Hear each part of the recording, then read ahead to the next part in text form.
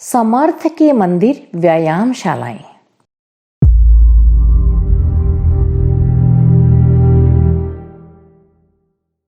साथियों, समर्थ गुरु रामदास ने छत्रपति शिवाजी के सिर पर हाथ रखा और कहा कि भारतीय स्वाधीनता के लिए, भारतीय धर्म की रक्षा करने के लिए तुम्हें बढ़ चढ़कर काम करना चाहिए।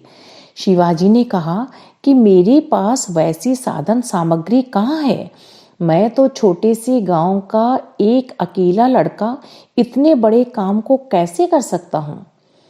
समर्थ गुरु रामदास ने कहा, मैंने पहले से ही उसकी व्यवस्था 700 गांवों में महावीर मंदिर के रूप में बनाकर रखी है, जहां जनता में काम करने वाले प्रकांड, समझदार और मनस्वी लोग काम करते हैं। पुजारी पद का अर्थ मरा हुआ आदमी, बीमार, बुढ़ा, निकम्मा, बेकार और नशेबाज आदमी नहीं है। पुजारी का अर्थ जिसे भगवान का नुमाइंदा या भगवान का प्रतिनिधि कहा जा सके। जहां ऐसे समर्थ व्यक्ति हों, समझना चाहिए वहां पुजारी की आवश्यकता पूरी हो गई। मित्रों, किसी आदमी को खाना दिया जाए और वह भी आधा अधूरा, सड़ा गला हुआ दिया जाए तो उससे खाने वाले को भी नफरत होगी और उसके स्वास्थ्य की रक्षा भी नहीं होगी। इसी तरीके से भगवान की सेवा करने के लिए लंगड़ा, लूला, काना, कुबड़ा, मरा, अंधा, बिना पढ़ा, जाहिल, जलील, गंदा आदमी रख दिया जाए तो वह क्या कोई पुजारी है? पुजारी तो भगवान जैसा ही होना चाहिए। भगवान राम के पुजारी कौन थे? हनुमान जी थे। अतः कुछ इस तरह का पुजारी हो तो कुछ बात भी बने। इसी तरह के पुजारी समर्थ गुरु रामदास ने सारे के सारे महाराष्ट्र में रखे थे। इन 700 समर्थ पुजारियों ने उस इलाके में वो फिजा, वो परिस्थितियां पैदा की कि छत्रपति शिवाजी के लिए जब सेना की आवश्यकता पड़ी तो उन्हीं 700 इलाकों से बराबर उनकी सेना की आवश्यकता पूरी की जाती रही।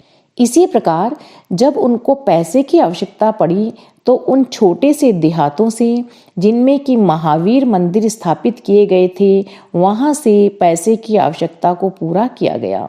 अनाज भी वहां से आया। उसी इलाके में जो लोहार रहते थे उन्होंने हथियार बनाए। इस तरह जगह जगह छिटपुट हथियार बनते रहे। अगर एक जगह पर हथियार बनाने की बड़ी फैक्ट्री होती तो शायद विरोधियों को पता चल जाता और उन्होंने उस स्थान को रोका होता। वे सावधान हो गए होते। मिलिट्री एक ही जगह रखी गई होती तो विरोधियों को पता चल गया होता और उसे रोकने की कोशिश की गई होती। लेकिन 700 गांवों में पुजारियों के रूप में एक अलग तरह की छावनियां पड़ी हुई थीं।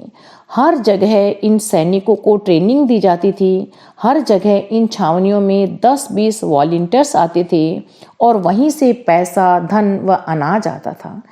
इस तरीके से मंदिरों के माध्यम से समर्थ गुरु रामदास ने छत्रपति शिवाजी को आगे करके इतना बड़ा काम कर दिखाया। अगर आपको हमारी यह वीडियो पसंद आई हो तो इसको लाइक करें, कमेंट और शेयर जरूर करें और हमारे YouTube चैनल ऋषि चिंतन को सब्सक्राइब भी कर लें। साथ ही बेल आइकन को भी दबाएं ताकि आपको आने वाली वीडियोस की नोटिफिकेशंस मिलती रहें। धन्यवाद।